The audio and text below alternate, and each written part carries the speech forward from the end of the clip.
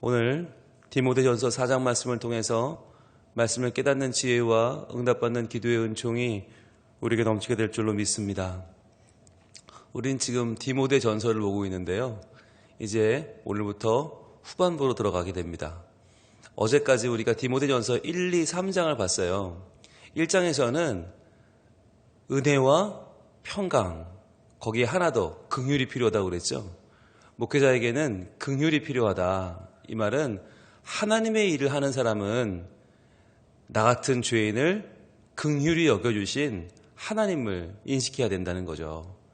그래서 내가 남보다 잘나서 가르치는 게 아니고 남보다 뛰어나서 앞에 서 있는 게 아니고 내가 하나님의 긍휼하심을 입었다라는 것을 잘 알아야 한다. 1장이었고 2장은 어떤 사람들을 제외해서 안 된다. 영적으로 더 누가 뛰어나다고 해서 그 사람들이 우선이 아니고 이방인이라고 제외해서도 안 되고 사람을 누구는 이런 이유 저런 이유로 차별해서는 안 되고 모든 사람을 위해서 우리가 기도하고 간구하고 도구하고 감사해야 된다. 그게 이제 2장이었고요. 어제 3장은 감독의 직분을 얻는다는 게 어떤 것인가. 바로 하나님의 일, 하나님의 선한 일을 사모하는 것. 아무것도 안 보고 뛰어드는 남들이 말릴 정도로 그렇게 정말 온 내 몸과 마음을 던지는 사랑. 그러한 사랑에 불타는 그렇게 순교의 각오로 임하는 것이 바로 직분이다라고 하는 것을 어제까지 우리가 봤어요. 그래서 이 전반부 1, 2, 3장은 어디에 초점이 맞춰져 있냐면 바로 목회자, 특별히 하나님을 섬긴다고 하는 리더들의 자세 또는 그들의 마음가짐이 어때야 되는가 거기에 초점이 맞춰져 있어요. 이제 오늘부터 시작되는 4, 5, 6장은 이 디모데전서의 후반부는 이 목회 현장에 초점이 맞춰져 있어요. 과연 목회 현장은 어떤 곳인가? 어떤 사람들을 만나게 되는가? 그래서 그 사람들과 어떻게 하나님 나라를 만들어가야 되는가 하는 거예요. 여러분 이 전반부와 후반부가 다 중요한 게 뭐냐면 목회는 또는 믿는 사람들과 함께 하나님 나라를 만들어가는 것은 내가 어떤 사람이냐 하는 것도 중요하죠. 내가 어떻게 준비해야 되는가 중요해요. 그런데 더 중요한 건 상대방이에요. 서로가 함께 맞춰가는 거라는 거예요. 그러니까 나만 훌륭한 사람이 된다고 해서 또 나만 어떤 목적을 이룬다고 해서 그게 목회 현장에서 100%가 아닌 거예요. 아무리 훌륭한 사람이라도 아무리 잘 준비된 사람이라도 현장의 필요, 지금 내가 누구와 함께 하고 있는가, 어떤 사람들과 함께 어떤 필요를 가지고 어떤 환경에서 어떠한 말과 어떤 행동을 하면서 하나님을 따라가고 있는가, 그 사람들을 알아야 함께 조율해 갈 수 있는 거예요. 그래서 오늘부터 이제 4, 5, 6장은 목회의 현장 그리고 함께 신앙생활을 해나가는 사람들에 대해서 주목하라고 말하고 있는데 이 말은 우리가 이제 같이 읽어나리러 가면서 내가 어떠한 가족 구성원들과 지금 살고 있는가, 우리 가정에서 또 어떠한 내가 동료들과 내 일터에서 직장에서 같이 일하고 있는가, 또 내가 어떤 구역원들과 같이 구역생활을 하고 있는가, 어떠한 성도들과 지금 교회생활을 하고 있는가를 한번 돌아보게 해주는 좋은 지표가 됩니다. 그러면서 동시에 이 전반부와 후반부는 정확하게 칼로 이렇게 그을 수가 없어요. 같이 등장을 해요. 그래서 내가 어떤 사람이 되어야 하는가와 내 주변 사람들을 어떻게 이해해야 하는가 하는 것은 같이 맞물려 있는 거죠. 그래서 계속해서 나를 돌아보고 너를 돌아보고 그러면서 둘이 서로 맞춰가는 것, 그 상호적인 관계가 이제 신앙생활이라고 하는 거예요. 자, 그러면 우리가 먼저 1절을 보겠습니다. 그러나 성령이 밝히 말씀하시기를 후일에 어떤 사람들이 믿음에서 떠나 미혹하는 영과 귀신의 가르침을 따르리라 하셨으니. 자, 1절부터 쉽지 않죠. 이제 목회 현장이 지금 막 정말 스펙타클하게 펼쳐집니다. 예, 믿음에서 떠나는 사람들이 나올 것이다. 배교하는 사람들이 나오고 미혹하는 영, 귀신의 가르침, 막 무시무시하죠. 자, 그런데 여러분 이러한 일들이 우리에게 되게 위축되게 하고 우리의 마음을 그럼 그렇지 이게 영적 전쟁터지 얼마나 이게 험해. 야, 이거 목회는 아무나 하는 게 아니야. 이런 마음이 우리에게 들어요. 그런데 중요한 게 있어요. 그 앞에 그러나라고 하는 단어가 있죠. 동그라미 한번 해보세요. 그러나. 자, 우리 인생이 그렇듯이 목회 현장도요, 역전의 연속입니다. 그러나의 연속입니다. 그러나. 자, 그러면 이 그러나의 앞에 있는 문장을 먼저 봐야 이 그러나를 이해할 수 있겠죠? 그러나 바로 앞에 뭐가 있어요? 3장 마지막 절인 16절에 있습니다. 디모데전서 3장 16절 말씀을 한번 같이 우리 읽어보겠습니다. 시작. 크도다 경건의 비밀이여 그렇지 않다 하느니 없도다. 그는 육신으로 나타난 바 되시고 영으로 의롭다함을 받으시고 천사들에게 보이시고 만국에서 전파되시고 세상에서 믿음 바 되시고 영광 가운데서 올려지셨느니라. 자, 이게 누구예요? 예수님 이야기를 하고 있어요. 크도다 경건의 비밀이여.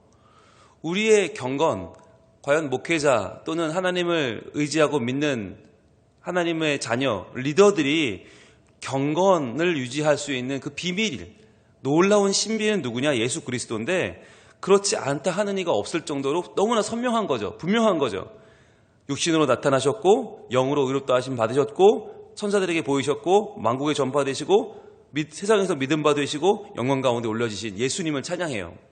자, 예수 그리스도의 신비가 우리 모든 경건의 신비고 비밀이다. 너무너무 놀라운 예수님을 찬양하면서 3장을 마쳐요. 자, 그런데 그러면 그러한 예수님, 그렇게 놀라운 분이 우리에게 계시면 우리가 그분을 100% 믿어야 되는 거 아니에요? 100% 따라야 되는 거 아니에요? 그렇게 훌륭하고 놀라운 분이 우리에게 허락됐으면 모든 사람의 믿음이 쑥쑥 자라고 모든 사람이 그 예수님을 닮아가야 되는 거 아니에요? 그런데 오늘 4장은 그러나로 시작한단 말이죠. 그러나 다 그렇게 예수님을 따라 사는 게 아니란 말이에요. 그렇게 예수님이 훌륭하시고 경건의 비밀이 되시고 놀라우신데 그럼에도 불구하고 목회 현장에서는 누구나 다 그 하나님을, 그 예수 그리스도를 마음에 모시고 그분을 따라 살지 않는다는 거예요. 그게 현실이다. 그러나 라고 하는 한번 꺾어주는 거예요. 그러면서 뭘 강조해요? 성령이 밝히 말씀하신다. 성령께서 우리에게 분명히 말씀하시는데 후일에, 여기서 말하는 후일에는요, 밑줄 한번 가보실래요? 후일에. 이게 뭐냐면 주로 말세를 나타낼 때 후일에라는 표현을 써요. 말세, 후일에. 그런데 그럼 그 말세가 언제냐는 거예요. 그러면 지금은 아니고 나중에 언젠가 정말 예수님 오시는 그때가 후일인가 종말인가? 아니에요. 성경이 말하는, 시작 성경이 말하는 종말은 언제냐? 예수님의 예수님의 초림시부터 재림시까지가 종말이에요. 그러니까 예수님이 오신 때부터 예수님이 다시 오실 때까지가 종말이에요. 그러니까 종말은 지금인 거죠. 지금이 종말인 거예요. 그래서 종말의 기운들은 지금 드러나고 있고 지금 드러나서 결국 그게 누구를 깨우치는 거예요? 믿는 자들과 믿지 않는 자들을 깨닫게 해서 하나님의 말씀 앞으로 나오게 하는 거죠. 그게 지금 종말의 때에 하나님이 하시는 일이에요. 그래서 후일이라는 말은 나중이 아니고 지금 그런 일이 벌어지고 있다는 거예요. 어떤 일이? 어떤 사람들이 믿음에서 떠나는 일이 벌어지고 있다. 지금 교회가 세워지고 사람들이 몰려들고 뭔가 하나님의 역사가 일어나지고 있지만 그러나 지금에도 그 하나님을 떠나는 자들이 생겨나고 있다는 거예요. 그럼 왜? 무엇 때문에? 바로 미혹하는 영과 귀신의 가르침을 따르는 것 때문에. 참 이게 놀라워요. 성령이 밝히 말씀하신다. 그러니까 얼마나 성령이 역사하고 계세요 지금. 그런데도 동시에 미혹하는 영도 귀신의 가르침도 지금 같이 역사하고 있다는 거예요. 그래서 이게 뭘 말해주는 거냐. 신앙생활의 현장은 영적인 전투라는 거예요. 깨어있지 아니하면 내가 성령을 따라 사는 건지 아니면 미혹하는 영과 귀신의 가르침을 따라 사는 건지 내가 구별하기가 어렵다는 거예요. 그러면 열심히는 믿는데 저 사람이 성령을 따라 사는 건지 아니면 미혹하는 영, 귀신의 가르침을 따르는 건지 어떻게 알 수 있죠? 어떻게 알 수 있을까요? 바로 2절입니다. 2절이 기준인데요. 2절, 자기 양심이 화인을 맞아서 외식함으로 거짓말하는 자들이라 그랬어요. 양심에 화인 맞은 자들. 여러분, 화인이라는 게 그거잖아요. 뜨겁게 달궈서 찍는 거예요. 그러면 얼마나 처음에는 괴롭고 아프겠어요? 화상을 입는데, 생사를 찍는데 얼마나 아파요. 그런데 그게 시간이 지나면서 어떻게 돼요? 무뎌지는 거죠. 무뎌져서 결국은 그 화인을 맞았는데도 아무렇지 않게 살 수 있죠. 자, 처음에는 너무나 예민한데 뜨거운데 점점 가면 갈수록 그게 무뎌지는 거. 그게 양심이 화인 맞은 거예요. 내가 신앙생활을 하는데 하나님을 만나는 것이 여러분 처음엔 너무 뜨겁지 않습니까? 견딜 수가 없죠. 나 같은 죄인이 어떻게 하나님을 만나? 이렇게 나는 연약한데 어떻게 하나님 나를 만나주셔? 말도 안 돼. 그러니까 예배의 영광, 하나님을 만나는 일이 너무나 조심스럽고 너무나 두렵고 너무나 떨려서 하나님의 사랑이 너무나 커서 감당을 못해요. 그런데 이 감당 못하는 것이 조금씩 지나면서 무뎌진다는 거죠. 그래서 나의 죄에 대한 민감성도 사라지고 하나님의 크신 영광도 점점 무뎌져서 이제는 교회에 나와도 내가 죄인인지도 모르겠고 하나님이 크신 분인지도 모르겠고 예배 감동도 하나도 없고 점점 일상의 피곤함과 지침에 내가 무뎌져 가는 것, 그것이 양심의 화인을 맞았다라고 하는 말이죠. 그래서 나의 양심이 얼마나 좀 작동하고 있는가, 내가 남들이 다 하니까 그냥 내가 양심에 걸리는 일들도 그냥 아무렇지 않게 하고 있는 거, 이게 바로 양심의 화인 맞은 거 아니에요? 그러면 그렇게 민감하지 않고 그렇게 둔감하고 아무것도 없는데 어떻게 신앙생활을 하죠? 그럼 신앙생활을 할 때 티가 날 거 아니에요. 기쁨이 사라지고 자유함이 사라지고 감격이 없어지고 감동도 없고, 그럼 티가 날 거 아니에요. 그럼 남들이 금방 알 거 아니에요.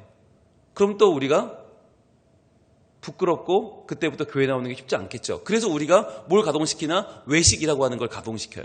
외식. 이 외식이라고 하는 말이 여러분 잘 아시는 말인데 휘포크리시스라는 말인데요. 휘포크리시스는 뭐냐? 배우가 연기를 하다라는 뜻이에요.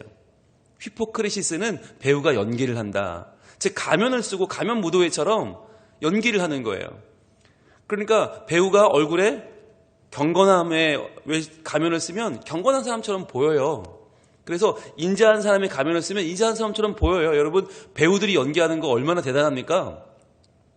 우리가 연속극 같은 거 보면 폭 빠져서 보잖아요. 아이고 저런 나쁜 사람이 있어? 아이고 저런, 이러면서 막 마음에 그 사람이 착해 보이기도 하고 악해 보이기도 하고 연기일 뿐인데도 우리가 마음에 흥분이 되잖아요. 네, 제가 얼마 전에 그 아기 낳은 엄마가 나오는 드라마를 봤는데요. 너무 진짜 정말 아기 낳은 것 같았어요. 그 배우는 아기를 낳은 적이 없거든요. 그런데 그 드라마를 보면서 8부작 내내 정말 제가 그 아기 엄마 보는 것처럼 마음이 조마조마하면서 그 드라마를 봤거든요. 이거 대단한 연기다. 그런데 여러분, 중요한 건 그 연기자들이 TV 속에만 있는 게 아니란 말이에요. 브라운관에만 있고 스크린에만 있는 게 아니라 그 연기자들이 어디 있나? 우리 신앙생활 속에 있다는 거죠. 그게 문제인 거예요. 더 이상 크도다 경건의 비밀이요, 이게 사라져버렸어요. 예수 그리스도의 놀라우신 그분의 사랑과 은총, 진리는 다 사라졌는데, 양심이 화인 맞았는데, 그런데 멀쩡하게 신앙생활을 하고 있단 말이에요. 어떻게? 외식함으로. 연기를 하고 있는 거예요, 연기를. 그래서 겉으로 볼 때는 너무나 멀쩡한 신앙인이에요.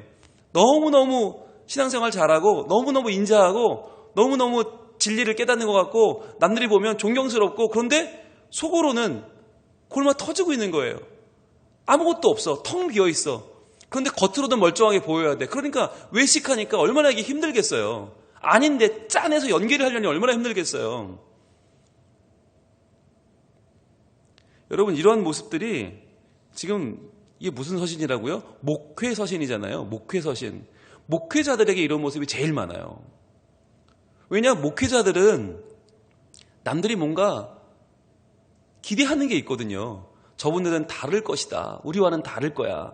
그래서 목회자들이 말 하나만 실수해도 얼마나 그게 큰 이슈가 되고, 행동 조금만 조심 못해도 뭐 조금만 정말 부족하면서 보여도 그게 교회 시험거리가 돼요.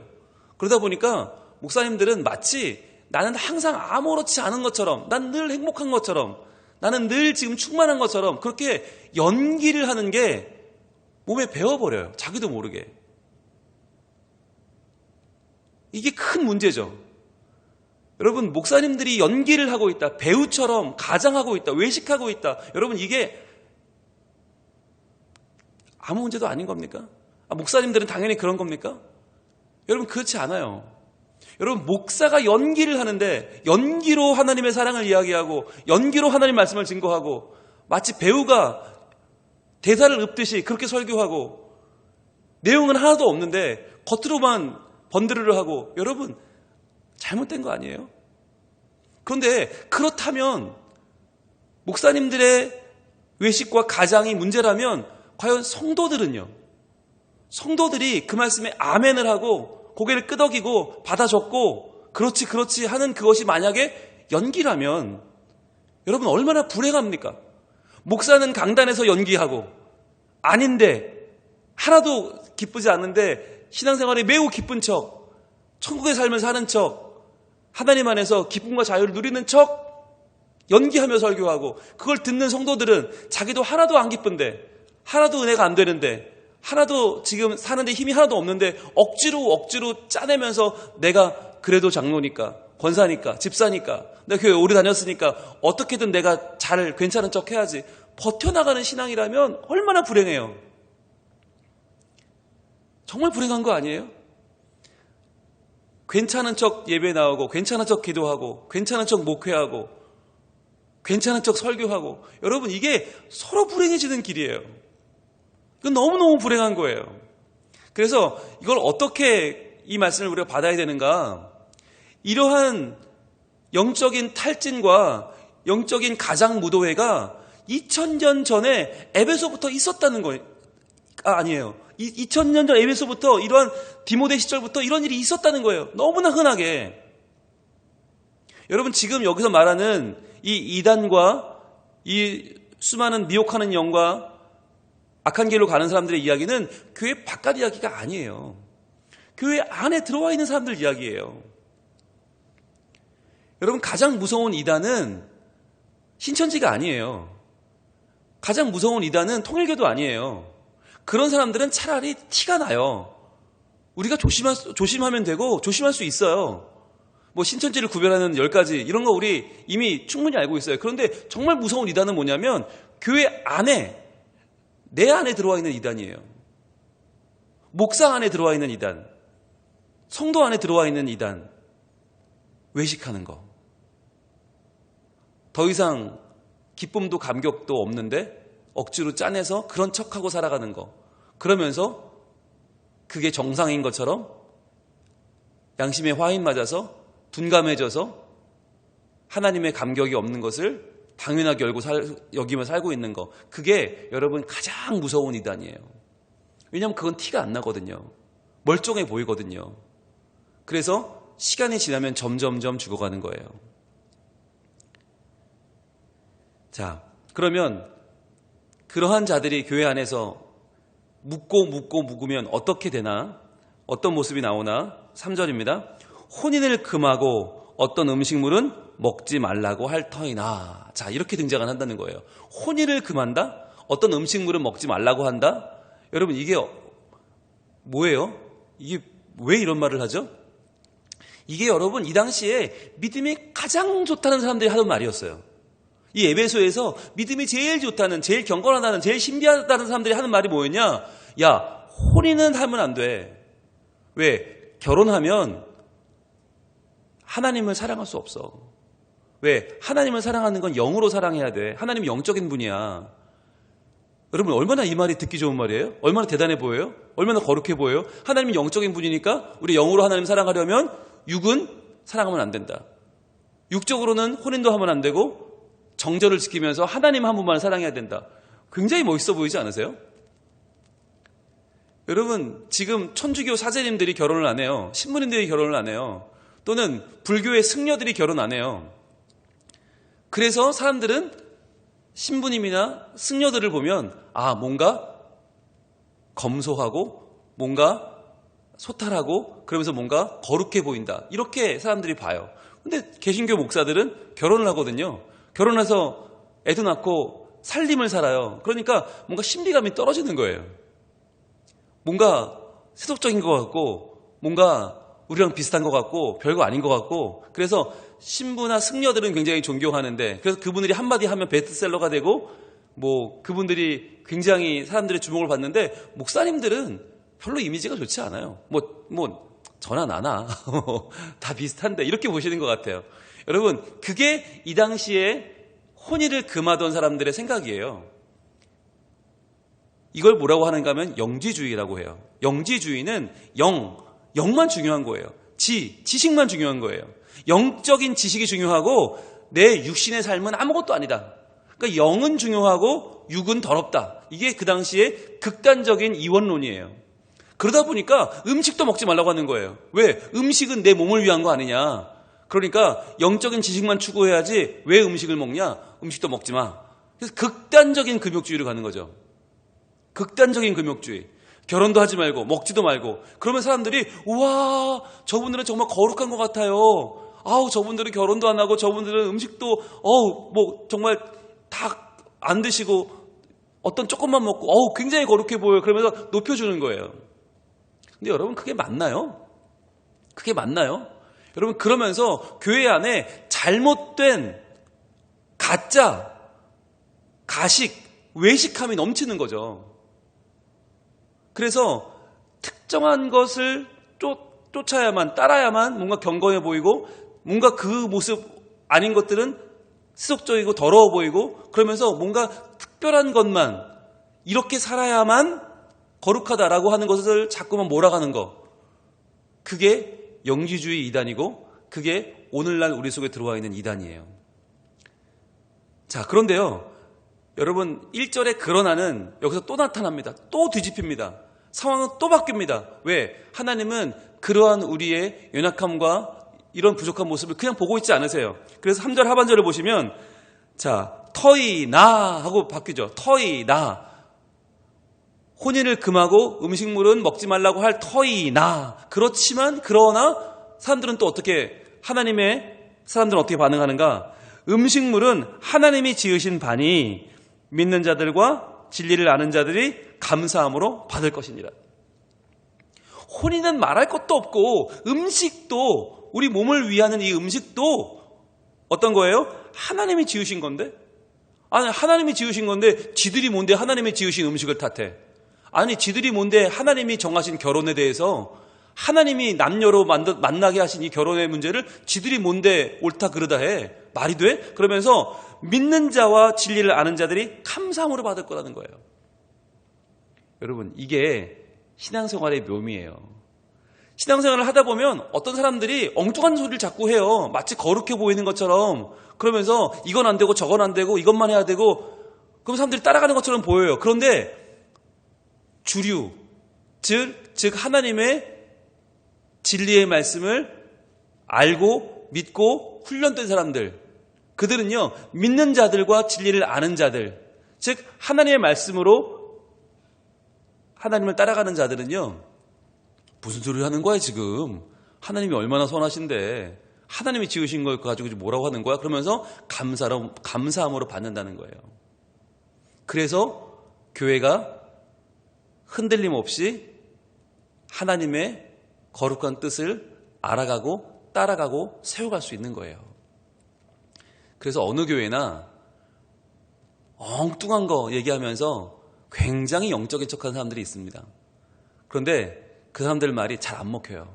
왜? 대부분은 어떤 분들이냐? 말씀에 훈련된 분들이거든요. 그러니까 말씀의 분별이라고 하는 굉장히 중요한 삶의 기준을 갖고 계신 분들이에요. 여러분 그래서 말씀이 중요한 거예요. 말씀을 아침마다 새벽마다 받고 읽고 묵상하고 적용하는 훈련이 왜 필요한가?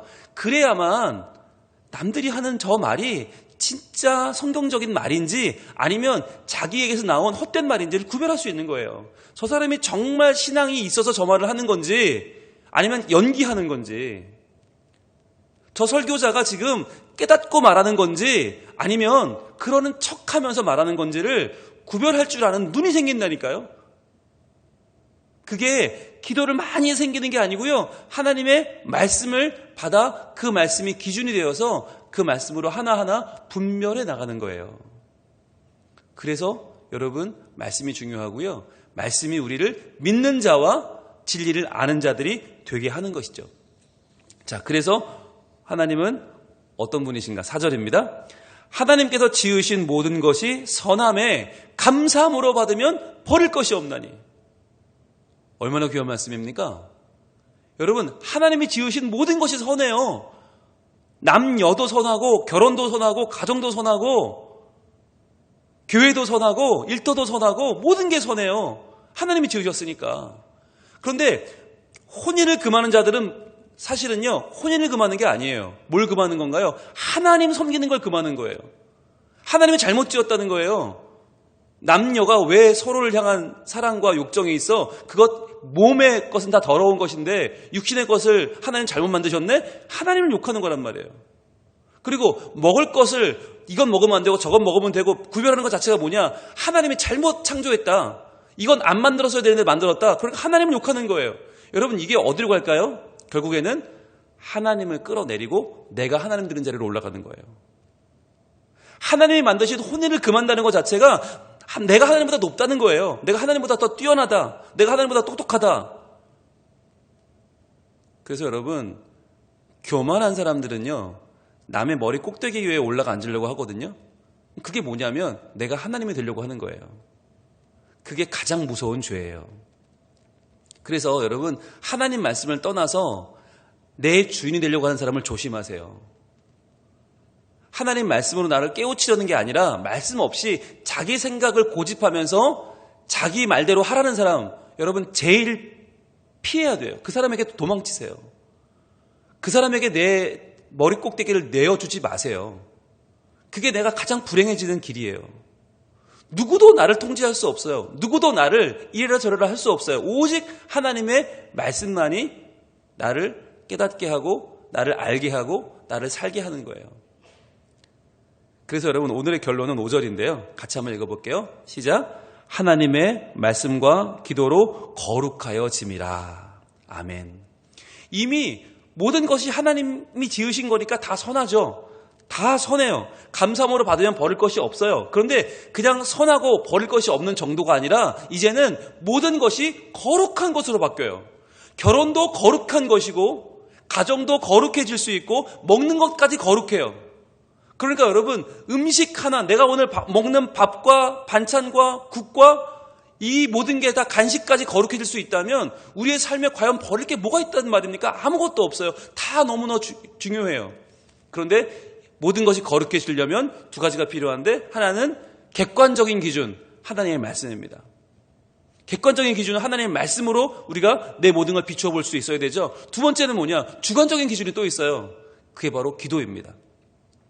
기도란 무엇입니까? 나의 말이죠. 내가 고백하는 거, 내가 선포하는 거, 내가 선언하는 거, 이게 우리의 삶을 거룩하게 만든다는 거예요. 그래서 여러분, 내 삶이 가짜인지 진짜인지 이걸 어떻게 구별하는가? 내가 지금 진짜 기쁨으로 신앙생활을 하는 건지 아니면 가짜로 외식을 하고 있는지 어떻게 알 수 있는가? 두 가지예요. 첫 번째, 하나님 말씀. 하나님 말씀으로 비추어 보니까 내가 지금 잘 가고 있네? 안심하셔도 좋아요. 그런데 하나님 말씀으로 비추어 보니 내가 지금 문제가 있네? 회개하고 새롭게 되면 돼요. 그러면서 두 번째는 뭐예요? 나의 기도죠. 나의 기도가 지금 하나님을 향하고 있는가? 과연 나의 기도가 내 안으로 들어오면서 나를 높이는, 내가 중심되는, 내 중심주의, 내가 하나님 되려고 하는 기도로 지금 뱅뱅 돌고 있는가? 내가 하소연하면서 내가 뭔가 남에 대한 서운한 말들로 늘어놓으면서 내 영혼이 점점 가라앉고 있는가? 아니면 내 기도가 하나님을 향하여 지금 주님을 찬양하고 그분의 은총을 노래하고 구원의 감격을 지금 내가 고백하고 있는가? 이게 중요한 거예요. 그래서 하나님의 말씀으로 내 삶을 돌아보고 나의 기도가 점점 더 하나님을 향하여 거룩해지고, 그러면 내 삶 자체가 하나님의 은총 가운데로 더 나아가게 되는 것이죠. 그래서 나는 하나님이 참으로 기뻐하시는 하나님 자녀의 복된 삶을 살 수 있는 거예요. 여러분, 바로 이 것이 뭐냐? 우리가 3장 16절에서 봤던 크도다 경건의 비밀이여. 이 비밀이에요. 우리가 예수님을 믿었다는 건 그 예수님, 말씀이신 예수님이 우리를 새롭게 하는 거예요. 말씀의 능력으로 우리는 나날이 새로워지는 거예요. 그리고 그분이 우리에게 오셨음을 고백하는 우리의 기도, 우리의 말이 바뀌는 거죠. 그래서 우리의 기도로 계속해서 우리의 삶이 점점 더 거룩해지는 하나님의 놀라운 사랑이 우리 안에 점점점 차오르고, 그 사랑이 차오른 걸 가지고 내 배우자를 사랑하고 내 자녀를 사랑하고 내 부모를 사랑하고 교우들을 사랑하면서 가짜가 아니라 진짜 사랑이 퍼져나가는 거. 외식이 아니라, 배우가 연기하는 게 아니라 진짜 살아있는 기쁨과 감격과 헌신이 점점점 퍼져나가는 거. 그게 신앙의 행복이에요. 그게 경건이에요. 오늘 디모데 전서 4장이 말씀하고 있는 이 신앙생활의 기쁨이 바로 우리의 것이 되기를 소망합니다. 바로 내 것이 되기를 우리 하나님 원하고 계십니다. 이 아침에 기도하면서 하나님, 말씀과 기도로 거룩하여져서 모든 사람들을 내가 함께 주님께로 이끌어가는 진짜 행복한 신앙생활을 하게 하시고, 즐거움으로 내 마음에 있는 진정성으로 주님을 찬양하게 하시고, 그 은총을 노래하면서 하나님의 사람으로 더욱 든든히 서가는 우리 모두가 되게 하여 주옵소서. 우리의 기도에 응답하시는 복된 날 될 줄로 믿습니다. 기도하겠습니다. 하나님, 감사합니다. 감사합니다. 우리의 신앙이 남들 눈 의식하면서 억지로 끌려다니는 인생이 아니라 하나님을 말씀 가운데 만나고, 하나님이 너무 좋아서 예수님의 나를 구원하신 사건이 너무나 커서 저희들 감사의 기도로 우리의 삶이 더욱더 거룩해지고 하나님을 향하여 기쁨으로 나가는 자유인의 삶을 살게 하시니 감사합니다. 주님, 이 마지막 때에 수많은 유혹이 있고 수많은 요동침이 있겠지만, 그러나 저희들 말씀과 기도로 거룩하여져서 감사함으로 받아 버릴 것이 없는 복된 삶을 살게 하여 주시옵소서. 우리 가정의 소중함을 깨닫게 하시고 내 일터의 거룩함을 위하여 기도하게 하시고, 특별히 주의 몸된 교회를 위해서 저희들 기쁨과 감격으로 만나 하나님 안에서 천국을 만들어가는 복된 성민 가족들 다 되게 하여 주시옵소서.